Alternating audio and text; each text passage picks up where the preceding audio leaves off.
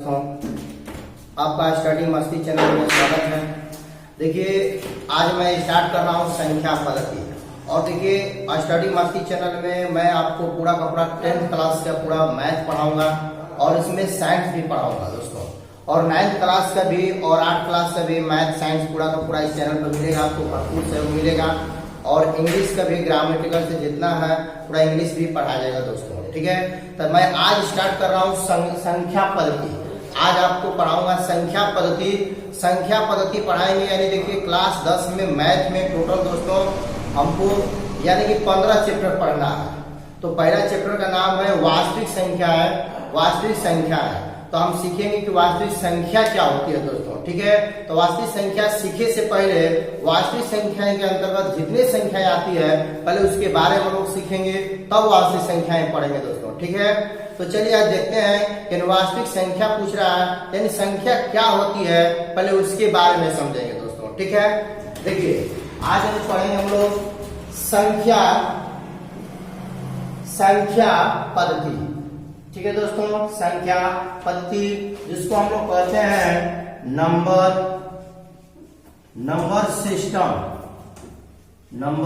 System दोस्तों, ठीक है। नंबर सिस्टम के बारे में हम लोग देखेंगे। देखिए दोस्तों संख्या क्या होती है, जितने संख्याएं होती है सभी अंकों से मिलकर बनी होती है। अंक क्या होता है दोस्तों, देखिए जैसे 0 1 2 3 4 5 6 7 8 9 इस सभी को दोस्तों हम लोग क्या बोलते हैं, अंक कहते हैं। और अंकों से मिलकर क्या बनती है, संख्या बनती है। देखिए दोस्तों अगर आप लगातार मैं वीडियो देखते हैं तो आपको तनको डाउट नहीं होगा दोस्तों, डाउट तनको नहीं होगा। आपको मैं पूरा का पूरा बेसिक कंसेप्ट में पढ़ाऊंगा। ऐसा वीडियो आपको दोबारा कभी नहीं मिलेगा दोस्तों, इसलिए आप लगातार मेरा वीडियो देखिए और पूरा का पूरा समझ जाएगा दोस्तों, ठीक है। तो यानी ये क्या है, अंक है। इस सभी को हम लोग कहते हैं अंक कहते हैं दोस्तों, ठीक है। यानी 1 से लेकर 9 तक को हम लोग यानी कि दोस्तों यानी कि धनात्मक अंक बोलते हैं। आइए 0 को बोलते हैं शून्य अंक है, ठीक है दोस्तों। यानी टोटल इतना ही अंक होता है, इतने अंकों से मिलकर संख्या बनती है। जैसे मैं आपसे पूछूं कि क्या है 43 लिखो, 43 संख्या लिखो बच्चा दोस्तों। तब मैं पूछूंगा कि 43 संख्या में कौन कौन अंक है, तो आपका जवाब होगा 4 और 3। यानी 2 अंक है, कौन कौन अंक है, 4 और 3। मैं इसी तरह पूछूं कि 56 लिखिए यानी 56 है, इसमें कौन कौन अंक है, तो आपका जवाब होगा 5 और 6। मैं पूछूं कि 12 लिखिए, 12 एक संख्या लिखिए, तो आप क्या बोलेंगे, 12 में कौन कौन अंक होता है, 1 और 2 होता है, 1 और 2। इसी तरह मैं पूछूं कि 123 में कौन कौन अंक होता है दोस्तों, तो आप बोलिएगा 1 2 और 3।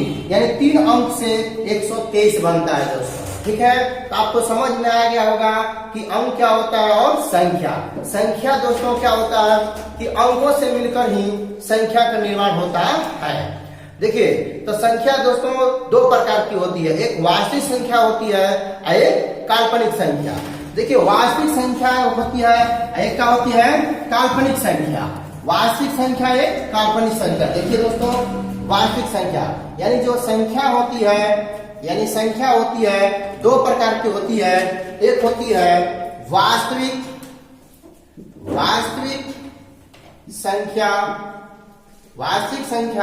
और एक होता है काल्पनिक संख्या दोस्तों, काल्पनिक संख्या, ठीक है दोस्तों। संख्याएं 2 प्रकार की होती है, एक वास्तविक संख्या एक काल्पनिक संख्या। तो काल्पनिक वो संख्या होती है जिसका सिर्फ कल्पना किया जाता है, वास्तव में होती नहीं है।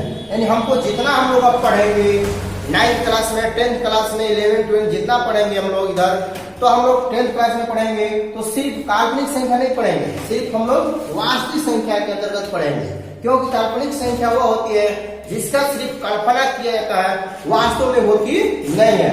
मैं जैसे रूप में मैं लिखूंगा आपको -16, तो आप कर देख कर सोचेंगे कि -16 है तो इसका मतलब इसका वर्गमूल कितना होना चाहिए आपको, 4। लेकिन बिल्कुल ऐसा होता कि -4 होता, लेकिन होता नहीं है, सिर्फ आप कल्पना कर सकते हैं, एक्चुअली होता नहीं है। जैसे मैं माइनस में 81 लिखूं तो आप देख कर सोचेंगे कि इसका वर्गमूल क्या होना चाहिए, 9 होना चाहिए, लेकिन बिल्कुल होगा नहीं। सिर्फ आप कल्पना कर सकते हैं, लेकिन वास्तव में होगा नहीं। 81 रूट में ऐसे 81 रहेगा तब इसका वर्गमूल 9 होगा, लेकिन ऐसे रहेगा तो इसका वर्गमूल नहीं होगा दोस्तों। ठीक है, अब चलिए हम स्टार्ट करेंगे। काल्पनिक संख्या वह होती है, काल्पनिक संख्या जिसका मैं सिर्फ कल्पना कर सकता हूँ, वास्तव में होती नहीं है। अब इन वास्तविक संख्या के अंतर्गत दोस्तों हम लोग वास्तविक संख्या के अंतर्गत अधिकांश संख्या पढ़ेंगे। देखिए वास्तविक संख्या के अंतर्गत हम लोग पढ़ेंगे प्राकृतिक संख्या पढ़ेंगे दोस्तों, प्राकृतिक संख्या। इसके बाद हम लोग पढ़ेंगे पूर्ण संख्या, पूर्ण संख्या पढ़ेंगे। इसके बाद दोस्तों हम लोग पढ़ेंगे पूर्णांक संख्या, पूर्णांक संख्या पढ़ेंगे। इसके बाद हम लोग पढ़ेंगे इसी के अंतर्गत सम संख्या, सम संख्या। इसके बाद दोस्तों हम लोग पढ़ेंगे विषम संख्या, विषम संख्या, विषम संख्या। इसके बाद हम लोग पढ़ेंगे दोस्तों भाज्य संख्या, भाज्य संख्या। इसी तरह दोस्तों आगे भी पढ़ेंगे भाज्य संख्या। इसी के अंतर्गत वास्तविक संख्या के अंतर्गत पढ़ेंगे अभाज्य संख्या, अभाज्य संख्या। इसके बाद पढ़ेंगे दोस्तों सहभाज्य संख्या, सहभाज्य संख्या। ठीक है दोस्तों, इसके बाद हम लोग पढ़ेंगे परिमेय संख्या, परिमेय संख्या। इसके बाद हम लोग पढ़ेंगे अपरिमेय संख्या, यानी बहुत से संख्या वास्तविक संख्या के अंतर्गत दोस्तों, वास्तविक संख्या के अंतर्गत ये सभी संख्याएं आती हैं। और इसके बाद जो छूटेगा दोस्तों सभी के सभी मैं पढ़ाऊंगा, यानी 10 क्लास में दोस्तों पहले इस सभी के बारे में हम लोग पहले सीखेंगे, तब यानी प्रश्नावली के सवाल बनाएंगे। अगर ये आप लोग को नहीं समझ में आएगा, ये बेसिक चीज होता है, अगर ये नहीं समझ में आएगा तो आप लोग को सवाल बनने वाला नहीं है प्रश्नावली का। तो चलिए हम पहले स्टार्ट करेंगे। आप जानकारी कर लिए कि संख्या किसे कहते हैं दोस्तों। संख्या क्या होती है, अंकों से मिलकर संख्या बनती है। जैसे मैं पूछूं 7 एक संख्या लिखो, तो 7 मैंने लिख दिया, तो 7 संख्या भी है। और 7 लिखने के लिए कौन अंक का प्रयोग हुआ है, सिर्फ 7 अंक का प्रयोग हुआ है दोस्तों। ठीक है, मैं इसी तरह मैं पूछूं कि 12 संख्या लिखिए, तो 12 लिखने के लिए कितने अंक जरूरत है, 1 और 2। ठीक है दोस्तों, मैं इसी तरह आपसे मैं पूछूं कि 8 लिखिए, 8 एक संख्या लिखिए, तो 8 लिखने के लिए सिर्फ 8 एक अंक की जरूरत है। इसीलिए दोस्तों अंक सभी अंक संख्या हो सकती है, लेकिन सभी संख्या अंक नहीं हो सकती है दोस्तों। क्योंकि देखिए मैं 13 है, 13 में 1 और 3 2 का अप्लाई है, कौन है, अंक है। अंक से मिलकर कौन कोची बना है, संख्या बना है। तो संख्या 13 संख्या है, लेकिन ये अंक नहीं है। अंक बोलिएगा तो एक और अलग अलग बोलेंगे, 1 और 3 बोलेंगे, एक के साथ नहीं बोल पाएंगे। एक के साथ बोलने के लिए इसको 13 बोलेंगे। 13 जो है संख्या है। देखिए जैसे 5 है, 5 को आप अंक भी बोल सकते हैं और संख्या बोल सकते हैं। इसीलिए सभी अंक संख्या हो सकती है, लेकिन सभी संख्या अंक नहीं हो सकती है। तो चलिए हमने देखा कि संख्याएं 2 प्रकार की होती है, एक वास्तविक संख्या, एक काल्पनिक संख्या। काल्पनिक संख्या वह होती है जिसका सिर्फ कल्पना किया जाता है, एक्चुअल वो होता नहीं है। और हमने सीखा वास्तविक संख्या। वास्तविक संख्या के अंतर्गत प्राकृतिक संख्या, पूर्ण संख्या, पूर्णांक संख्या, सम संख्या, विषम संख्या, भाज्य संख्या, अभाज्य संख्या, सहभाज्य संख्या, परिमेय संख्या, अपरिमेय संख्या, इस सभी के बारे में हम लोग डिटेल में सीखेंगे। तो चलिए दोस्तों मेरे साथ आप बने रहिए।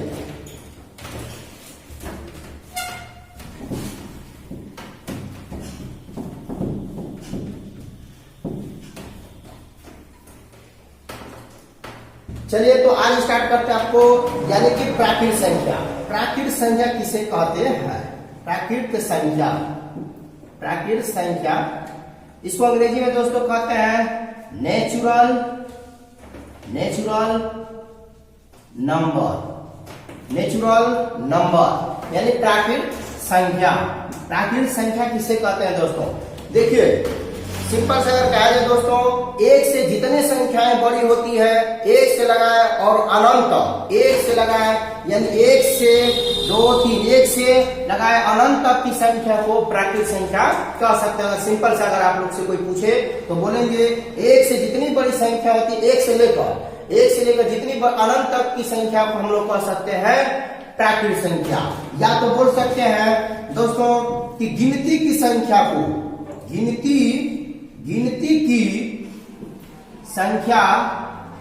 की संख्या को प्राकृत संख्या कहते हैं दोस्तों, प्राकृत संख्या कहते हैं। देखिए दोस्तों, गिनती की संख्या को प्राकृत संख्या कहते हैं। इसे प्रायः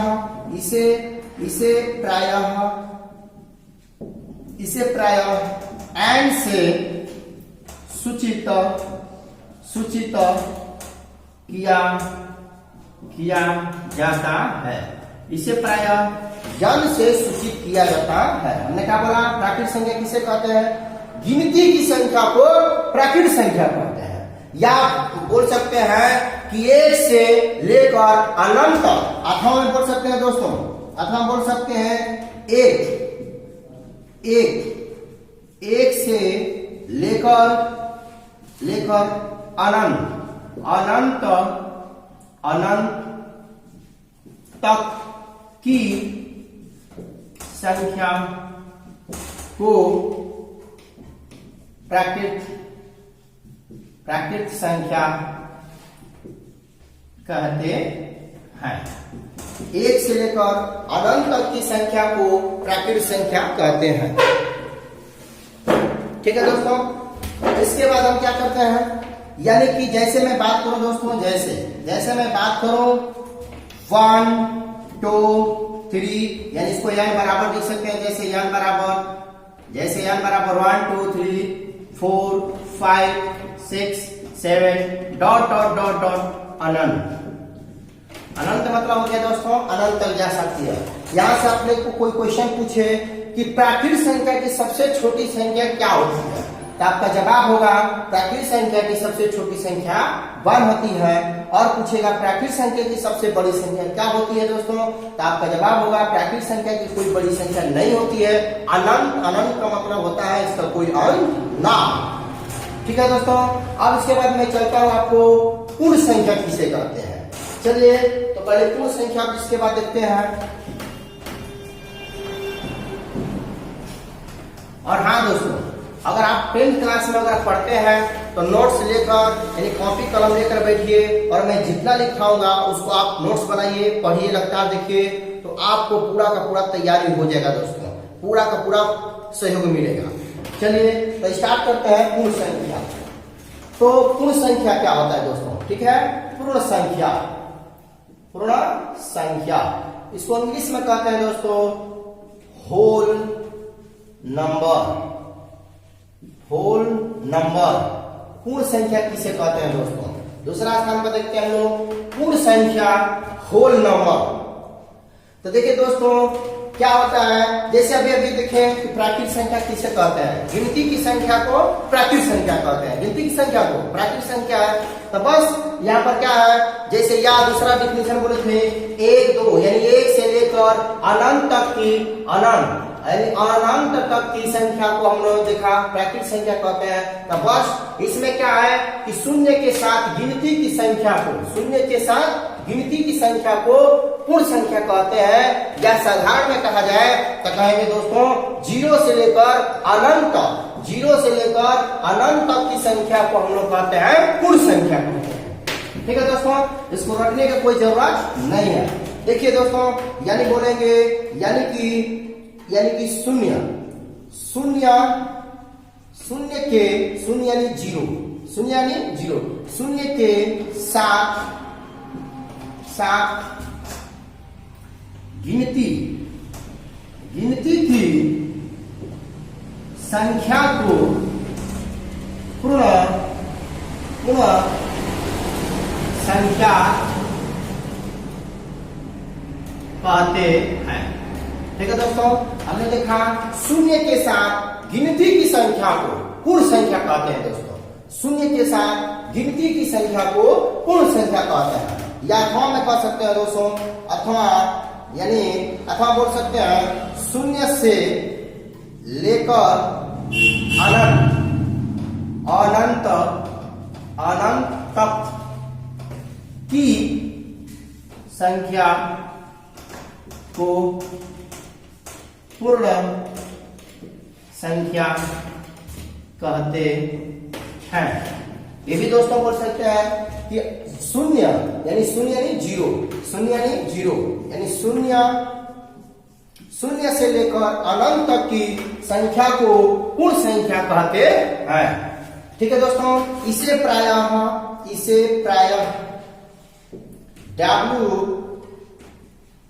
W से सूचित किया जाता है। इसे प्रायः क्या किया जाता है दोस्तों? W से सूचित किया जाता है। किसको? होल नंबर को, यानी पूर्ण संख्या को। ठीक है दोस्तों, जैसे मैं बात करूं, जैसे आपको दोस्तों 0 1 2 3 4 5 6 डॉट अनंत मतलब समझ गए दोस्तों, यानी कि अनंत यानी इसका कोई अंत न हो। ठीक है दोस्तों, या इत्यादि का मतलब हो गया। जैसे डॉटर का मतलब 6 7 8 9 10 11 डॉटर कितने तक जा सकता है, मत सोचिएगा 100 तक नहीं, 101 102 लाखों करोड़ों तक जाएगा, इसका कोई अनंत मतलब इसका कोई अंत नहीं है दोस्तों। ठीक है, यानी अब क्वेश्चन आपसे पूछे कि पूर्ण संख्या की सबसे छोटी संख्या क्या होती है, आपका जवाब होगा पूर्ण संख्या की सबसे छोटी संख्या 0 होती है। और पूर्ण संख्या की सबसे बड़ी संख्या क्या होती है दोस्तों? तो आपका जवाब होगा पूर्ण संख्या की सबसे छोटी संख्या नहीं होती है, यानी अनंत होता है। अनंत का मतलब इसका कोई बड़ी संख्या नहीं होती है। ठीक है दोस्तों, और यानी कि हमने सीखा कि पूर्ण संख्या की सबसे छोटी संख्या 0 होती है। एक और दोस्तों क्वेश्चन पूछेगा आपसे कि क्या सभी प्राकृतिक संख्या पूर्ण संख्या होती है, तो कहेंगे हाँ। देखिए दोस्तों, प्राकृतिक संख्या एक से लगाए जितने बड़ी संख्या होती है उसको प्राकृतिक संख्या कहते हैं। तो हमने बोला कि क्या सभी प्राकृतिक संख्या पूर्ण संख्या होती है, तो हम कहेंगे हाँ। क्यों? क्योंकि देख लीजिए 1 2 3 यानी 1 2 3 4 डॉट को हम प्राकृतिक संख्या कहते हैं दोस्तों। तो देख लीजिए सभी का सभी इसमें सम्मिलित है, ये है। लेकिन अब क्वेश्चन कहेगा क्या सभी पूर्ण संख्या प्राकृतिक संख्या होती है, तो कहेंगे नहीं, क्योंकि प्राकृतिक संख्या सिर्फ होता है दोस्तों, प्राकृतिक संख्या में दोस्तों शून्य नहीं आता है, प्राकृतिक संख्या में शून्य नहीं आता है।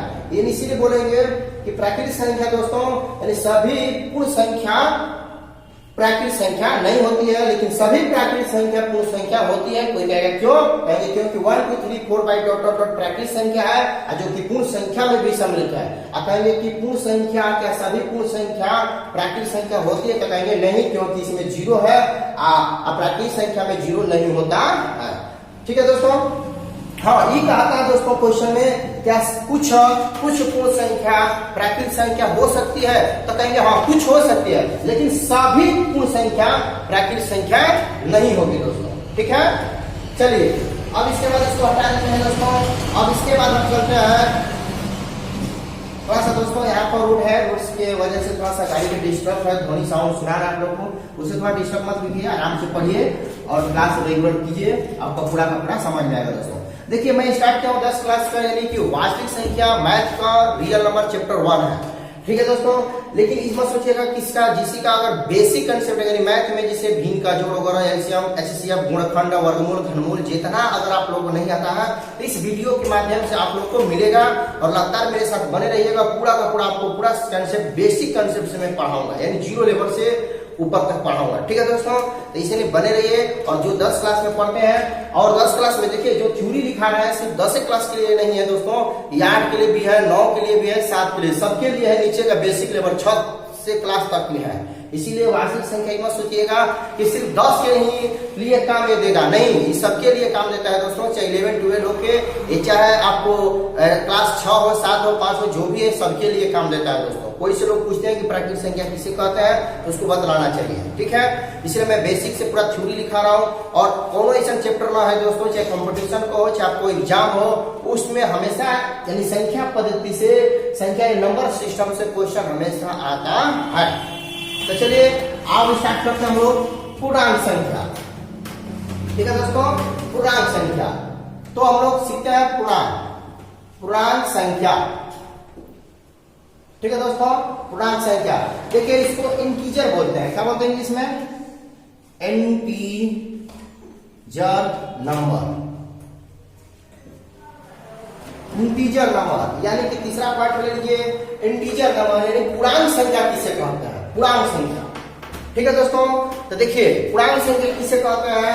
जब पूर्ण संख्या में, जब पूर्ण संख्या में ऋणात्मक संख्या को, ऋणात्मक मतलब माइनस वाली संख्या, ऋणात्मक संख्या को सम्मिलित करने पर जो संख्या प्राप्त होती है उसी को बोलते हैं पूर्णांक संख्या। ठीक है दोस्तों, या बोल सकते हैं ऋणात्मक और धनात्मक और शून्य संख्या को ही हम लोग कहते हैं पूर्णांक संख्या। चलिए देखते हैं, पहले इसको लिख लेते हैं नाम से। देखिए जब पूर्ण संख्या, जब पूर्ण संख्या में ऋणात्मक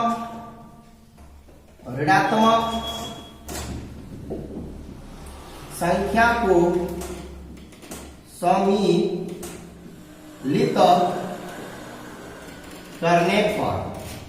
सम्मिलित करने पर जब पूर्ण संख्या में ऋणात्मक मतलब होता है दोस्तों माइनस वाली संख्या, ठीक है, माइनस वाली ऋणात्मक संख्या को सम्मिलित करने पर जो संख्या प्राप्त होती है उसे पूर्णांक संख्या कहते हैं। ठीक है दोस्तों, यानी मतलब जब पूर्ण संख्या में ऋणात्मक संख्या को सम्मिलित करने पर जो संख्या प्राप्त होती है उसे पूर्णांक संख्या कहते हैं। या बोल सकते हैं दोस्तों कि ऋणात्मक, अथवा बोल सकते हैं बच्चा दोस्तों, अथवा में यानी कि ऋणात्मक शून्य और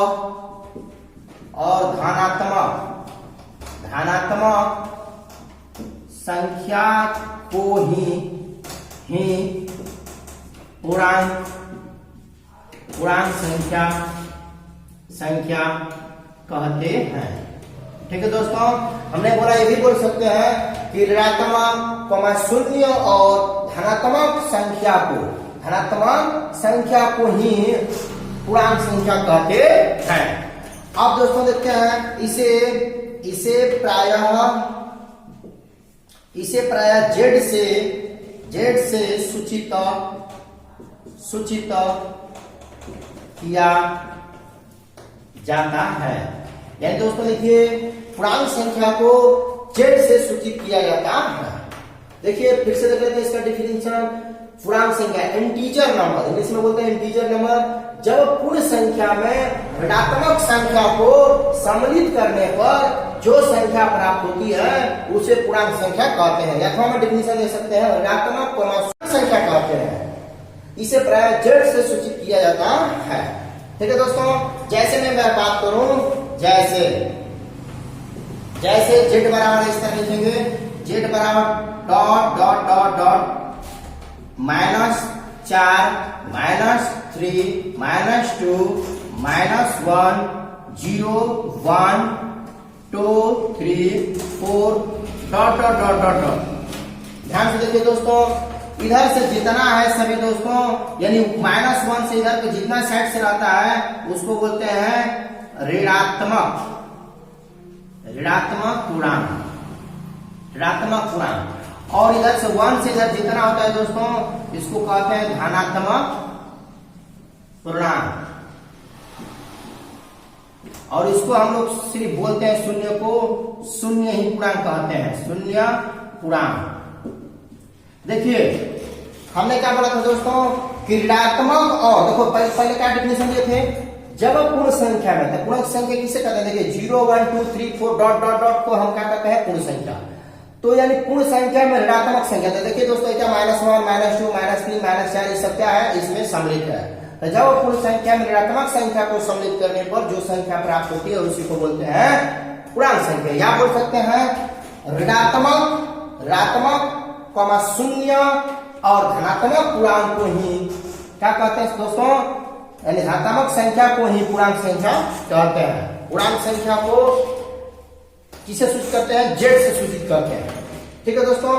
अब देखिए हमने देखे इधर जितने जाएंगे दोस्तों ये सब इधर क्या होगा बढ़ते क्रम, जैसे -1 के बाद इधर आएगा -2, मतलब इससे छोटा होता है, जैसे छोटा होता है -3 से -4, इसके बाद जाएंगे तो -5 -6 -7 इसी तरह डॉट डॉट डॉट जाएगा दोस्तों। आई देखिए 0 के बाद इधर 1 2 3 4 5 6 डॉट डॉट यानी उधर बढ़ के भी जाएगा दोस्तों, ठीक है। और 0 देखिए 0 क्या है, 0 ना ही तो आपको धनात्मक पूर्णांक होता है और ना ही तो ऋणात्मक पूर्णांक होता है। जो 0 होता है सिर्फ शून्य ही पूर्णांक होता है। शून्य को नहीं तो आप धनात्मक पूर्णांक कर सकते हैं, ना ही तो ऋणात्मक पूर्णांक कर सकते हैं।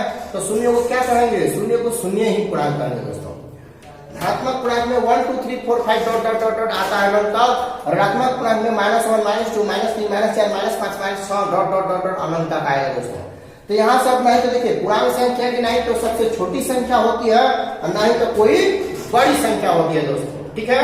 यही सब क्या है आपको पूर्णांक संख्या है। एक और क्वेश्चन पूछेगा आपसे, क्या बताइए, क्या सभी पूर्ण संख्या पूर्णांक संख्या होती है? तो कहेंगे हाँ, सभी पूर्ण संख्या पूर्णांक संख्या होती है। क्यों?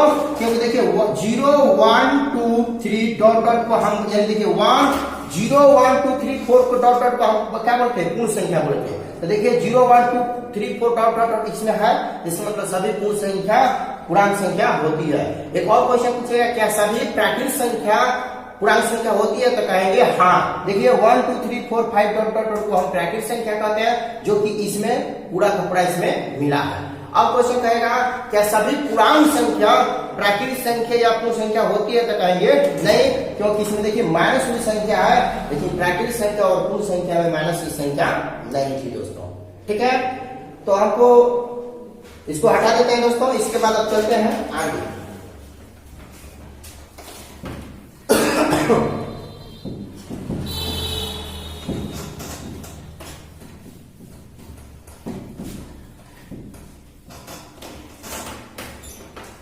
देखिए दोस्तों कुछ रेखा पर हम आपको बतला रहे हैं। देखिए ये रेखा है, ये क्या आपको यहाँ पर 0 होता है, इधर जाएंगे तो 1 2 3 4 5 6 डॉट डॉट डॉट, इधर जाएंगे दोस्तों तो -1 -2 -3 -4 -5 -6 और इस तरह क्या जाएंगे दोस्तों डॉट डॉट डॉट।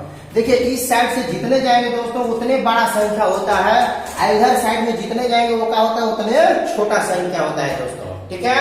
यानी इधर राइट साइड होता है दोस्तों, यानी दाया, इस साइड में बाया होता है दोस्तों, ठीक है। तो उधर साइड में जितना होता है सब बड़ा संख्या होता है, इस साइड की जितनी संख्या होती है उतनी क्या होती है, छोटा। देखिए 6 से 5 छोटा है, 5 से 4 छोटा है, 4 से 3 छोटा है, 3 से 2 छोटा है, 2 से 1 छोटा है, इससे 0 छोटा है, 0 से -1 छोटा है, -1 से -2 छोटा है, -2 से -3 छोटा है, -3 से -4 छोटा है, -4 से -5 -5 से -6। इसी तरह जितना इधर जाएंगे दोस्तों उतना छोटा होता है, और इस साइड में जितने जाएंगे उतने वो संख्या क्या होती है, बड़ा होती है। मैं पूछूं कि -5 से -4 बड़ा है, हाँ बड़ा है, इससे ये बड़ा, इससे ये बड़ा, इससे ये बड़ा, इससे ये बड़ा, इससे ये बड़ा और इससे ये बड़ा है, इससे ये बड़ा, यानी ऐसे ही बढ़ते जाएगा दोस्तों। अगर मैं आपसे पूछूं कि जितना ऋणात्मक संख्या होता है क्या सभी ऋणात्मक संख्या से 0 बड़ा होता है कि छोटा? तो कहेंगे हाँ दोस्तों, सभी ऋणात्मक संख्या से यानी सभी ऋणात्मक संख्या से क्या होता है कि, ठीक है दोस्तों, सभी ऋणात्मक संख्या से 0 क्या होती है, बड़ा होता है। लेकिन सभी धनात्मक संख्या से 0 छोटा होता है, लेकिन सभी ऋणात्मक संख्या से 0 बड़ा होता है, ठीक है। अगर मैं पूछूं कि बताइए कि -100 और 0 में कौन बड़ा है, आपका जवाब होगा 0 बड़ा है, -100 क्या है, छोटा है, क्योंकि इधर जाने पर उधर आएगा दोस्तों, ठीक है, ठीक है। और माइनस का मतलब होता है ऋण यानी कर्ज होता है, यानी 0 का मतलब कुछ कर्ज नहीं है, -100 का मतलब 100 रुपए कर्ज में है, इसलिए क्या होगा, कम होगा, ये क्या होगा, बड़ा, ठीक है दोस्तों। चलिए अगर मैं पूछूं कि -4 और -1 में कौन बड़ा है, तो बोलेंगे आपका जवाब होगा -1 बड़ा होगा, और कौन छोटा है, तो -4। मैं पूछूं कि -4 और +4 में कौन बड़ा है, तो देखिए प्लस की संख्या बड़ा होगा, ये क्या होगा, छोटा होगा। अब स्टार्ट आपको समझ में गए होंगे दोस्तों। अब चलते हैं हम लोग सम संख्या, ठीक है। सम संख्या क्या होता है दोस्तों, कि सम संख्या, ठीक है, सम संख्या यानी कि सम संख्या दोस्तों, सम संख्या, ठीक है। सम संख्या को अंग्रेजी बोलते हैं दोस्तों even number, even number, even number यानी सम संख्या। ठीक है, सम संख्या किसे कहते हैं? देखिए दोस्तों, सम संख्या वैसी संख्या जो दो से भाग देने पर, वैसी संख्या जो दो से भाग देने पर पूर्णतः विभक्त हो जाए यानी पूर्णतः विभाजित हो जाए, उसे हम लोग कहते हैं सम संख्या। यानी वैसी संख्या, देखिए दोस्तों, वैसी संख्या, वैसी संख्या, वैसी संख्या जो दो से भाग देने पर, दो से भाग देने पर पूर्णतः विभाजित हो जाए उसे सम संख्या कहते हैं। देखिए दोस्तों, मैं क्या बोला? वैसी संख्या दोबारा सीखिएगा। वैसी संख्या जो दो से भाग देने पर, दो यानी दो का मतलब समझते हैं, दो यानी दो से भाग देने पर पूर्णतः विभाजित है। पूर्णतः विभाजित का मतलब दोस्तों पूरा का पूरा वो कट जाए दो से भाग देने पर, यानी शेष पर जीरो आ जाना चाहिए। तो पूर्णतः विभाजित हो जाए उसे हम लोग क्या कहते हैं? सम संख्या यानी इवेन नंबर बोलते हैं। जैसे मैं बात करूं दोस्तों, जैसे होता है 2, 4, 6, 8, 10, 12, 14, 16, 18, 20, 22 डॉट डॉट इत्यादि। ठीक है दोस्तों, डॉट डॉट इत्यादि। यानी देखिए दोस्तों, जितना संख्या है सभी को अगर हम दो से भाग देते हैं तो पूरा का पूरा कट जाएगा दोस्तों, और रिमाइंडर जो शेषफल आएगा वो आपको जीरो आएगा। देखिए जैसे मैं दो है, दो में दो से भाग देंगे तो दो एक कम दो, देखिए शेषफल कितना आ गया? जीरो, यानी कट गया, पूरा का पूरा कट जाएगा तो शेषफल क्या आएगा दोस्तों? जीरो आएगा।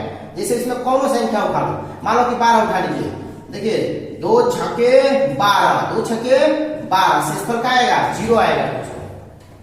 ठीक है, और इसमें मान लो कि 16 उठा लीजिए, 2 8 16, देखिए ये भी शेषफल का आएगा? जीरो आएगा।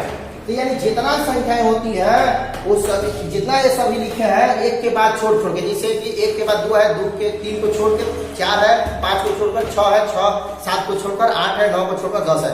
मतलब एक अंक की संख्या के बाद जितने आएगी वो सभी क्या है? सम संख्या होगा दोस्तों।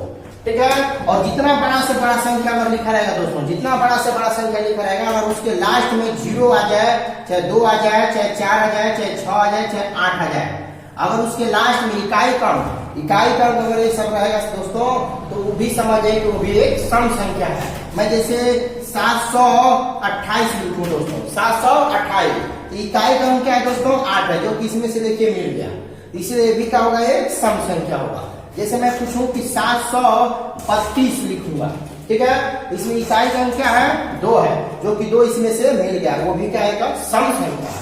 मैं पूछूं 410 लिखूं, तो इकाई क्रम क्या है दोस्तों?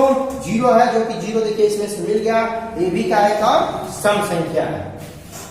500 में दोस्तों 524 क्या है दोस्तों? 500 में 14 लिखता हूं, ठीक है, तो 514 लिखूंगा तो इसमें इकाई क्रम क्या है? 4 है, फिर भी ये भी क्या है? सम संख्या है। यानी सम संख्या समझ गए, अगर इकाई क्रम 0, 2, 4, 6, 8 अगर रहता है तो समझिए कि वो क्या होगा? सम संख्या होगा दोस्तों। सम संख्या समझ गए कि वैसी संख्या जो 2 से भाग देने पर पूरी तरह से विभक्त हो जाए, यानी 2 से भाग देने पर शेषफल 0 आ जाए, उसी को बोलते हैं हम लोग सम संख्या। ठीक है दोस्तों, जैसे में कोई पूछे तो 2, 4, 6, 8, 10, 12, 14 सब रहेगा दोस्तों, क्या है? सम संख्या। सम संख्या की सबसे छोटी संख्या क्या होगा? तो आपका जवाब होगा 2, और सम संख्या की सबसे बड़ी संख्या तो बोलेंगे इसका कोई बड़ी संख्या नहीं होती है, अनंत। अनंत का मतलब उसका कोई अंत नहीं है। अब चलते हैं दोस्तों विषम संख्या, विषम संख्या के बाद, ठीक है, विषम संख्या। चलिए दोस्तों, विषम संख्या विषम संख्या, इसको अंग्रेजी बोलते हैं दोस्तों ऑड नंबर, ऑड नंबर, विषम संख्या, विषम संख्या। देखिए दोस्तों, जितना आप लोग क्वेश्चन बता रहे हैं, थ्योरी लिखा रहा है, ये थ्योरी के बिना आपको एक क्वेश्चन समझ में नहीं आएगा, इसीलिए आप लोग इसको अच्छी तरह से याद कर लीजिएगा, समझिएगा दोस्तों, ठीक है। और इसमें देख लीजिए, रटने की जरूरत नहीं, आराम से सीखिए। आपके सामने मैं एग्जांपल दे दे के समझा रहा हूँ, इसे आराम से सीख जाइए, आपको हमेशा काम देगा दोस्तों। चाहे कंपटीशन का हो, चाहे कोई भी क्वेश्चन पढ़ना है, चाहे 10 क्लास का, चाहे 9 क्लास का, कहीं भी पढ़िएगा, तो इसके बिना आपको मैथ अधूरा है। इसीलिए कोनो कंपटीशन चाहे कोई हो, संख्या पद्धति से हमेशा क्वेश्चन आता है, ठीक है। इसलिए इसको आराम से आपको याद कर लीजिएगा। चलते हैं, विषम संख्या किसे कहते हैं, ऑड नंबर, ऑड नंबर किसे कहते हैं दोस्तों, ठीक है। इससे पहले अभी पढ़े हम लोग सम संख्या। सम संख्या क्या पढ़े, वैसी संख्या जो 2 से भाग देने पर पूर्णतः विभक्त हो जाए उसको सम संख्या। तो बस दोस्तों इसका अपोजिट होगा, वैसी संख्या जो 2 से भाग देने पर पूरी तरह से विभक्त न हो, यानी पूरी तरह से विभाजित न हो, उसे हम लोग कहते हैं क्या चीज, विषम संख्या, ऑड नंबर, ठीक है दोस्तों।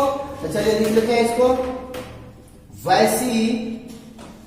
वैसी संख्या जो दो यानी समझते हैं दोस्तों, 2 यानी 2 से भाग देने पर पूर्णतः विभक्त न हो उसे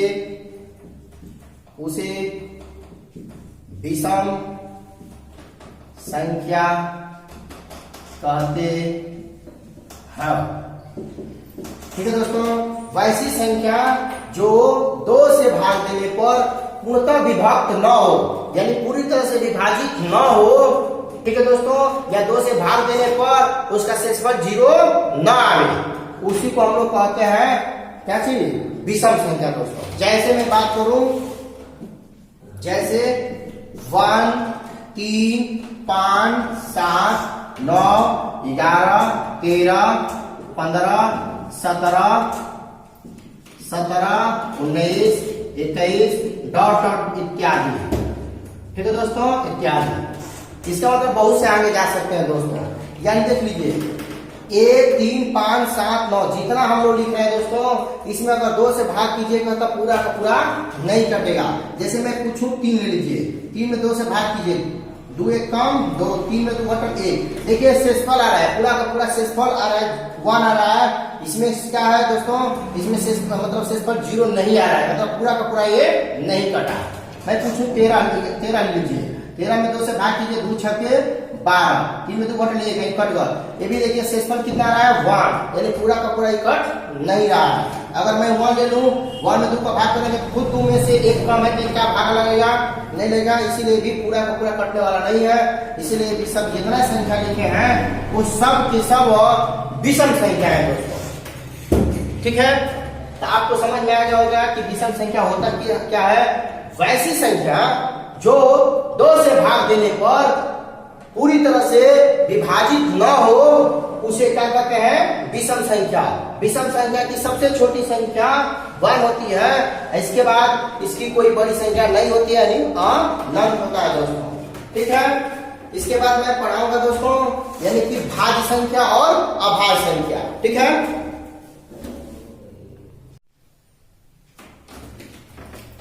चलिए दोस्तों, अब स्टार्ट कर रहे हैं आप लोगों को प्राइम नंबर, ठीक है दोस्तों। प्राइम सीखते हैं, प्राइम नंबर किसे कहते हैं, ठीक है। तो चलिए आपको, यानी क्रम संख्या कौन है, थोड़ा क्रम संख्या लीजिएगा, क्रम बाय क्रम, ठीक है। तो यानी कि हम लोग सीखते हैं अभाज्य संख्या किसे कहते हैं, ठीक है दोस्तों। अभाज्य संख्या या भाज्य संख्या कह सकते हैं, कोई दिक्कत नहीं। तो पहले अभाज्य संख्या लिख लेते हैं, तो भाज्य संख्या, या तो आपको मर्जी है तो मैं भाज्य संख्या, तो चलिए भाज्य संख्या लिखा देते हैं दोस्तों, ठीक है। क्या भाज्य अभाज्य लिख लो पहले, अभाज्य संख्या, ठीक है दोस्तों। अभाज्य संख्या, इसको इंग्लिश में कहते हैं प्राइम नंबर, इसको इंग्लिश में कहते हैं दोस्तों प्राइम नंबर, यानी कि अभाज्य संख्या, ठीक है दोस्तों।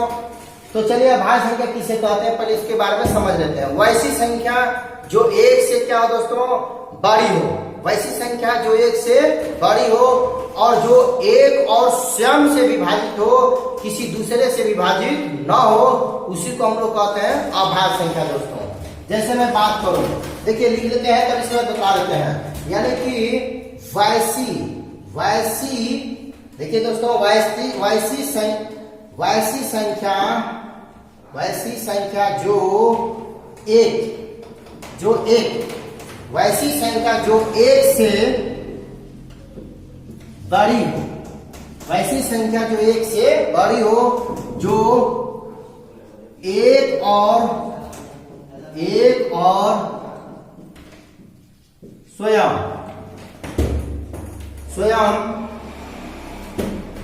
जो एक और स्वयं से विभाजित हो लेकिन किसी दूसरे संख्या से विभाजित न हो, उसे अभाज्य संख्या कहते हैं।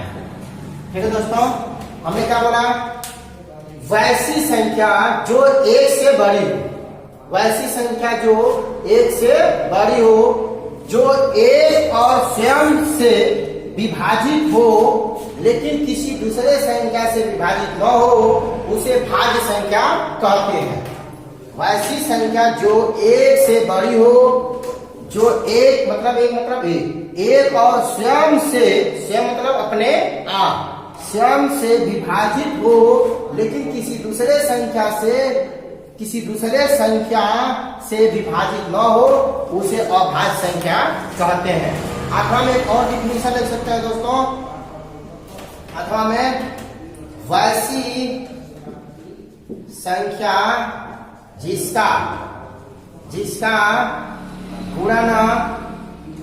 गुणनखंड 2 हो, वैसी संख्या जिसका गुणनखंड 2 हो, उसे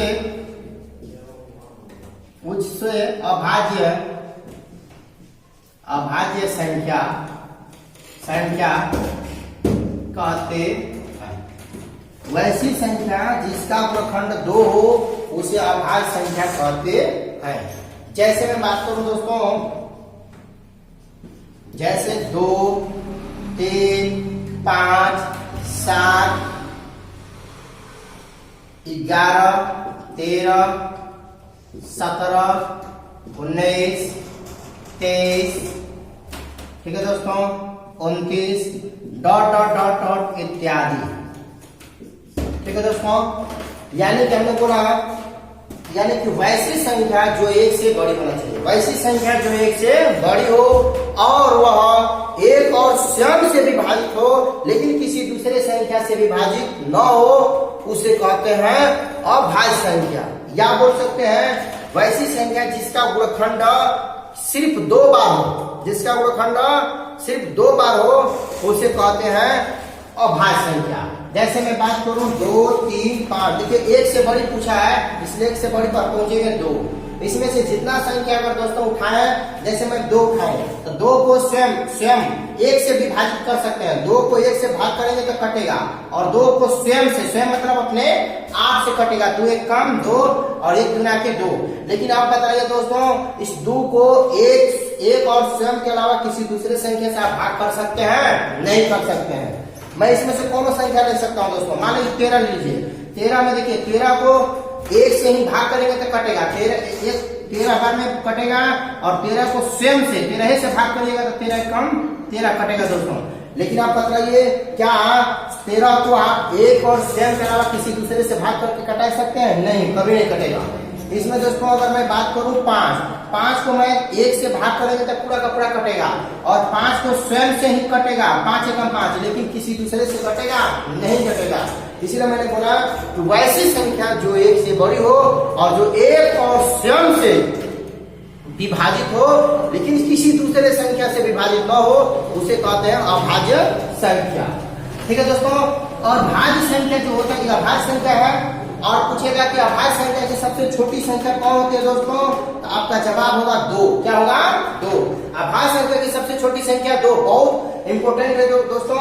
10 क्लास में कई बार रिपीटेड क्वेश्चन है, कई बार बिहार बोर्ड ने क्वेश्चन में पूछा गया है कि अभाज्य संख्या की सबसे छोटी संख्या क्या होती है, आपका जवाब होगा 2। ठीक है। हाँ, और देखिए दोस्तों बस इसका अपोजिट उल्टा है यह अभाज्य संख्या का। और उसके बाद सीखेंगे भाज्य संख्या। तो भाज्य संख्या वैसी संख्या जो एक से बड़ी हो और जो एक और स्वयं से विभाजित हो और किसी दूसरे संख्या से भी विभाजित हो उसे कहते हैं भाज्य संख्या दोस्तों। भाज्य संख्या किसे कहते हैं? भाज्य संख्या वैसी संख्या जो एक से बड़ी हो और जो एक और स्वयं से विभाजित हो किसी दूसरे संख्या से भी विभाजित हो उसी को हम लोग कहते हैं, क्या कहते हैं दोस्तों? अब नहीं, भाज्य संख्या कहते हैं। ठीक है। जैसे मैं बात करूं 4 को दोस्तों अगर मैं 1 से भी भाग करेंगे तो कट जाएगा और 2 से भाग करेंगे तो कट जाएगा और स्वयं अपने आप से भी कटने वाला है दोस्तों। यानी 3 संख्या से कट रहा है। देखिए 1 से कट रहा है, 2 4 से कट रहा है, स्वयं से भी कट रहा है, लेकिन उसके अलावा किसी दूसरे संख्या से भी कट रहा है, इसलिए ये होगा भाज्य संख्या दोस्तों। क्या होगा? भाज्य संख्या। मैं अगर पूछूं 6 को दोस्तों 1 से भाग करेंगे कटेगा और 6 से कट जाएगा और 3 से कट जाएगा दोस्तों और 2 से भागा लग जाएगा इसमें 6 में, इसलिए ये भी कौन संख्या होगा? भाज्य संख्या। ठीक है दोस्तों। तो चलिए उसको भी लिख लेते हैं। देखिए दोस्तों यही से हटा देते हैं, यानी 7वां क्रम पर हो जाएगा भाज्य संख्या। क्या होता है? भाज्य। भाज्य संख्या इसको अंग्रेजी बोलते हैं कंपोजिट। कंपोजिट नंबर दोस्तों इसको लिखना है तो लिख सकते हैं वैसी संख्या जो 1 से बड़ी हो। ठीक है। 1 से बड़ी हो जो एक और स्वयं से विभाजित हो और यहाँ पर और दोस्तों लेकर आ जाएंगे और किसी दूसरे संख्या से भी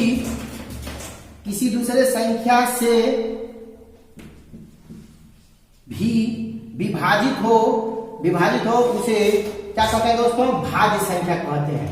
ऐसे हम लोग लिख लिए। हमने क्या बोलेंगे? वैसी संख्या जो 1 से बड़ी हो जो एक और स्वयं से विभाजित हो और किसी दूसरे संख्या से विभाजित हो उसे क्या कहते हैं? भाज्य संख्या कहते हैं। ठीक है दोस्तों, भाज्य संख्या। ठीक है। और अथवा में डिफिनेशन लिख सकते हैं वैसी संख्या जिसका गुणनखंड 2 से अधिक हो उसे अभाज्य संख्या। तो अभाज्य नहीं दोस्तों, क्या बोलेंगे? भाज्य संख्या कहते हैं। क्या कहते हैं? भाज्य संख्या कहते हैं। जैसे में मैं बात करूं, जैसे में दोस्तों यहां पर हो गया 4 6 8 9 10 12 14 15 16 18 20 21 22 डॉट इत्यादि दोस्तों। ठीक है, इत्यादि। हमने क्या बोला कि वैसी संख्या जो 1 से बड़ी हो जो एक और स्वयं से विभाजित हो और किसी दूसरे संख्या से विभाजित हो उसे क्या कहते हैं बच्चा? उसे भाज्य संख्या कहते हैं। अथवा में बोल सकते हैं वैसी संख्या जिसका गुणनखंड 2 से अधिक हो उसे भाज्य संख्या कहते हैं। ठीक है, तो भाज्य संख्या का डिफिनेशन आप समझ गए। जैसे देखिए, जैसे 4 है, 4 को दोस्तों अगर 4 से 1 से भी कटाएंगे तो 1 चौक के 4 कटेगा, फिर 4 को 4 से कटाएंगे तो 4 1 कम 4 कटेगा, लेकिन इस 4 को हम 2 से कटाएंगे तो 2 दूना के 4 कट जाएगा। देख लीजिए दोस्तों, 1 से कटा, स्वयं से भी कटा, लेकिन इसके अलावा किसी दूसरे की संख्या से भी विभाजित हो रहा है। ठीक है, मैं पूछूं 6 को देखिए दोस्तों, 6 को 1 से भी काटेंगे तो कट जाएगा और एक बाद इसको दोस्तों 6 से काटेंगे तो 6 कम 6 कटेगा, तो 1 और स्वयं से कटा, लेकिन इसके अलावा 2 से भी कटेगा, 2 3 6, तीनों से कट जाएगा दोस्तों, 3 दूना के 6, ये भी क्या होगा, भाज्य संख्या। मैं पूछूं 15 देख लीजिए दोस्तों, 15 में हम क्या करेंगे, एक से भी काटेंगे तो कट जाएगा, एक 12 बार में 15 बार में कटेगा, फिर इसके बाद 15 से कट जाएगा ये दोस्तों, और स्वयं मतलब स्वयं से भी कट गया 15 से, इस बार 3 से कट जाएगा ये, और 5 से कट जाएगा दोस्तों, ठीक है, 5 से कटेगा, इसीलिए ये भी क्या होगा, भाज्य संख्या होगा, ठीक है।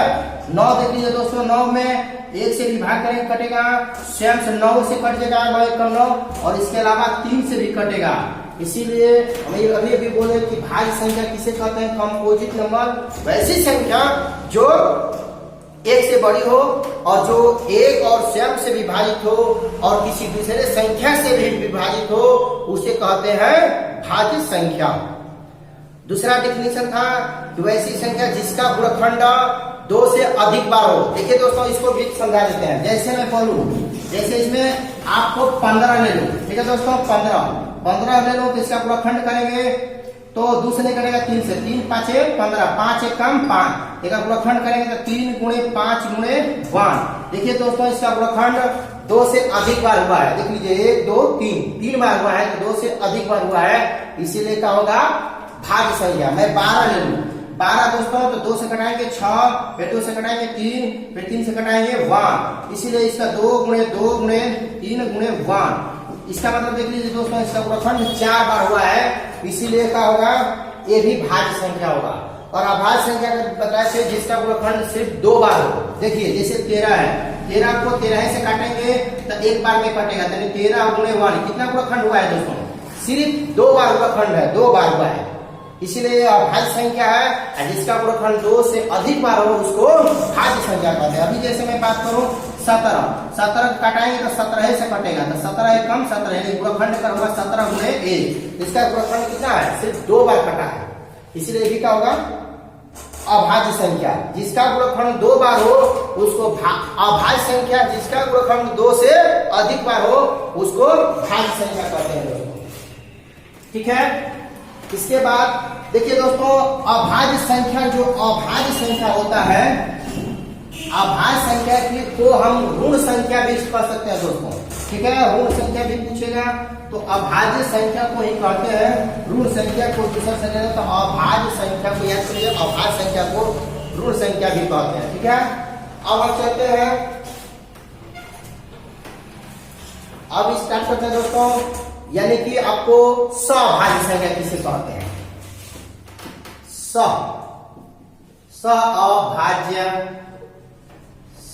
अभाज्य संख्या, ठीक है दोस्तों, सभाज्य, ठीक है। तो दोस्तों इसको है कि सभाज्य संख्या किसे कहते हैं, इसको इंग्लिश में बोलेंगे को प्राइम नंबर, को प्राइम नंबर यानी सभाज्य संख्या।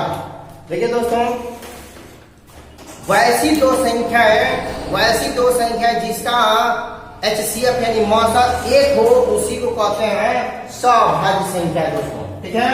इसको बोलेंगे वैसी दो संख्या जिसका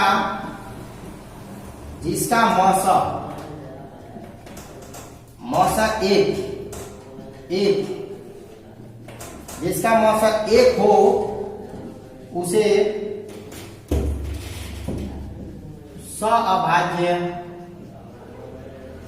सभाज्य संख्या कहते हैं। वैसी तो संख्या जिसका मौसम 1 हो उसे सभाज्य संख्या कहते हैं। जैसे मैं बात करूं दोस्तों,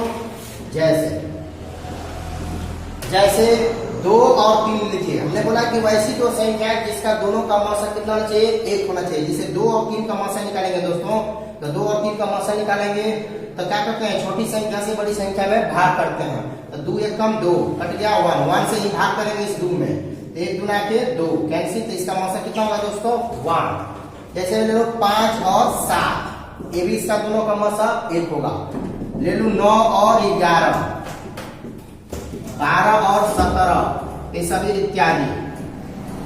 देखिए दोस्तों, ये सब क्या है, दो का संख्या हम लिए है, दोनों संख्या क्या है, सभाज्य संख्या। सभाज्य संख्या वैसी दो संख्या जिसका मौसा एक होना चाहिए। मौसा कैसे पहचानेंगे, पहले देखेंगे इस दोनों में कौन ऐसा संख्या है, जैसे 5 और 7 है, तो कौन ऐसा संख्या कि हम दोनों में भाग लगा सकते हैं। तो कौन ऐसा संख्या 1 से ही दोनों में भाग लगा सकते हैं, इसीलिए 1 ही मौसा हुआ। जैसे मैं पूछूं आपसे, कहिएगा क्या 6 और 10 नहीं हो सकता है दोस्तों, सभाज्य संख्या, कहिए नहीं। क्यों, इसमें अगर हम भाग करेंगे तो 2 से दोनों में लगा सकते हैं, 2 से लगा सकते हैं, ठीक है। इसके अलावा दूसरी संख्या से दोनों में भाग नहीं लगा सकते। आप कहिएगा कि 5 से नहीं लगा सकते, लेकिन 5 से भाग लगाएंगे एम, लेकिन एमा 5 से भागा नहीं लगेगा। आप कहेंगे 3 से नहीं हो सकता, तो 3 से भागा सिर्फ एमा लगेगा, लेकिन इसमें भागा नहीं लगेगा। इसीलिए मैंने बोला कि वैसी संख्या जिसका मौसा एक होना चाहिए। तो मौसा मतलब वैसी संख्या, देखो इसमें कौन संख्या ऐसा है कि दोनों में हम भागा लगा सकते हैं। तो 2 ऐसा संख्या है जो कि दोनों में हम भागा लगा सकते हैं। डायरेक्ट समझने का तरीका मैं बता रहा हूँ। 2 है, दोनों में भाग लगा सकते हो, इसीलिए दोनों का होगा, इसका मौसा कितना होगा 2। इसीलिए 6 और 10 कभी सभाज्य संख्या नहीं हो सकती है, ठीक है। चलिए दोस्तों, अब इसके बाद मैं आपको स्टार्ट करूंगा क्या दोस्तों, परिमेय संख्या, ठीक है। सभाज्य संख्या मालूम चल गया कि सभाज्य संख्या किसे कहते हैं, सभाज्य संख्या मालूम चल गया। इसके बाद आप स्टार्ट करते हैं परिमेय संख्या किसे कहते हैं, परिमेय संख्या। आज मैं पूरा का पूरा जितना जरूरी है संख्या पद्धति के अंतर्गत आता है, यानी पूरा का पूरा हम इसमें खत्म कर देंगे दोस्तों, ठीक है। तो चलिए स्टार्ट करते हैं, परिमेय संख्या किसे कहते हैं। परिमेय संख्या, परिमेय संख्या, ठीक है दोस्तों। इसको इंग्लिश में कहते हैं rational number, rational number, rational number. देखिए परिमेय संख्या, चलिए दोस्तों बोलो ये क्या करते हैं रेशनल नंबर। अगली वीडियो में मैं इसको पूरा बतला दूंगा, आज इतने पर रहने देते हैं दोस्तों। आपको अगर अच्छी वीडियो लगी है तो लाइक करें, सब्सक्राइब करें और शेयर करें दोस्तों, ठीक है। आपको जितने ग्रुप है, आपको व्हाट्सएप है, फेसबुक है, आप सगरे आपको क्या करें दोस्तों, शेयर करें, सब्सक्राइब करें, क्योंकि उन लोग दोस्तों जितना कमजोर से कमजोर स्टूडेंट है इस चैनल के माध्यम से वो क्या करेंगे, पढ़ सकते हैं। उनका जितना कमजोरी रहेगा बेसिक से, अगर मैथ में कुछ नहीं जानते हैं, अगर बहुत कमजोर है, वो भी यहाँ पर सीख सकते हैं दोस्तों। तो अभी मैं पूरा संख्या की पद्धति लिखाया, इसके बाद इसके आगे लिखाऊंगा परिमेय संख्या, परिमेय संख्या, आसान दशमलव, आसान दशमलव क्या होता है पूरा का पूरा समझाएंगे अगली वीडियो में दोस्तों। तो आज मैं इतने रहने देता हूं, और आपको जितने आपको व्हाट्सएप, फेसबुक आप उससे शेयर करें। आपको अच्छी वीडियो लगी है तो बहुत से ऐसे कमजोर स्टूडेंट हैं जो कि कहीं पढ़ते हैं, उनको नहीं समझ में आता है, इस वीडियो के माध्यम से पूरा का पूरा समझ में आएगा दोस्तों। मैं पूरा का पूरा इस चैनल पर मैथ का पूरा कैलकुलेशन एकदम शुरू से पढ़ाऊंगा, पूरा 0 लेवल से, एकदम बेसिक कंसेप्ट से। अगर वो मैथ में कुछ भी नहीं जानता है फिर भी अगर मेरा वीडियो अगर देखेंगे दोस्तों, वो इस वीडियो के माध्यम से पूरा का पूरा उनको कंसेप्ट क्लियर हो जाएगा दोस्तों। और मैं बोलता हूँ 100% मैं बोल रहा हूँ कि आपको सामने 100 में 100 बिहार बोर्ड में अगर आप मेरा पढ़िएगा वीडियो तो 100 में 100 रिजल्ट लाइएगा, क्योंकि मैं सिक्की में पढ़ाता हूँ। मेरा कोचिंग का नाम है, कोचिंग में जो पढ़ाता हूँ उस कोचिंग का नाम है शिव क्लासेज, ठीक है दोस्तों। तो आप सिटी में पढ़ाता हूँ, वहां पर कई साल से मैं लगातार अच्छा टॉपर रिजल्ट दिए हैं। इन साल भी मैं जो एग्जाम बहुत से लड़के दिए हैं उन लोगों के सामने अगर आएगा रिजल्ट आपके सामने इस चैनल पर दिखाएंगे, आप लोग देख लीजिएगा। इससे पहले 2020 में एक लड़की लाइन निकाली थी जो कि मधु कुमारी, उसका 80% रिजल्ट था। और इसके बाद देखिए इससे पहले भी बहुत से स्टूडेंट निकाले थे। चंद्रकला हमारी लड़की थी, उसके 99% साइंस में गया था दोस्तों। विकास कुमार था, उसका भी दोस्तों 76.86% मैथ में गया था दोस्तों। इसीलिए आपको बहुत से कमजोर स्टूडेंट को मैं पढ़ाकर और तेज बनाया हूं दोस्तों, जो कि उन लोगों को बहुत कमजोर थे, बहुत बेसिक लेवल से नहीं था, लेकिन आज के युग में देखिए वही स्टूडेंट टैलेंट बन गए हैं, कहीं ना कहीं स्कूल में पढ़ाते हैं, कहीं जानकारी हो गए हैं, तेज है, ठीक है दोस्तों। इसलिए आप मेरा वीडियो अगर देखिएगा तो पूरा का पूरा आपको समझ में आएगा, कोई दिक्कत नहीं होगा दोस्तों, ठीक है। तो चलिए, अगर आपको अच्छी वीडियो लगी है तो लाइक करें और सब्सक्राइब करें दोस्तों, और कुछ कमेंट में लिखिए दोस्तों। अगर जहां डाउट अगर हो रहा है, जहां नहीं समझ में आ रहा, कोई भी दिक्कत हो तो उस कमेंट में लिखिए। मैं इस कमेंट को पढ़कर मैं अपने में अगर जो कमियां मेरे में होगा उस कमियों को मैं सुधारूंगा दोस्तों। ठीक है, जो भी अगर हमसे भी कमी हो रहा है, कहीं मिस्टेक से कुछ बोला गया होगा या दोस्तों कहीं छूट गया होगा तो कमेंट में लिखें, या वीडियो में कुछ हम बोलने में सही नहीं पढ़ा पा रहा है अगर कुछ कमेंट में लिखिए दोस्तों, मैं उसको सुधारने की कोशिश करूंगा। ठीक है दोस्तों, जय हिंद, जय भारत, जय बिहार।